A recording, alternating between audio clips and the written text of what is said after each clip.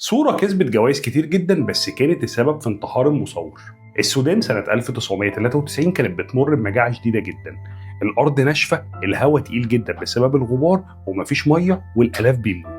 وسط المأساة دي كان في مصور اسمه كيفن كارتر راح السودان عشان يوثق الحدث ده. صور صورة لطفلة صغيرة بتموت من الجوع والعطش، بتحاول تزحف عشان توصل لأي حاجة تاكلها، وواقف وراها نسر مستنيها تموت عشان ياكل لحمها ده لو فيها لحم من الأساس. الصورة انتشرت في العالم كله، وكيفن كسب جوائز كتير جدا وبقى نجم كبير وبيستضيفوه ببرامج تلفزيونية كتير.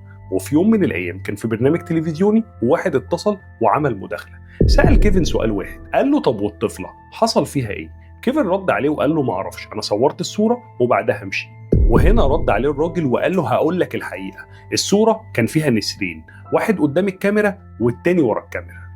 بعدها كيفن دخل في حالة اكتئاب شديدة وما عداش كام شهر وكيفن انتحر. والنهاردة بعد أكتر من 30 سنة بقى عندنا أكتر من مليون كيفن.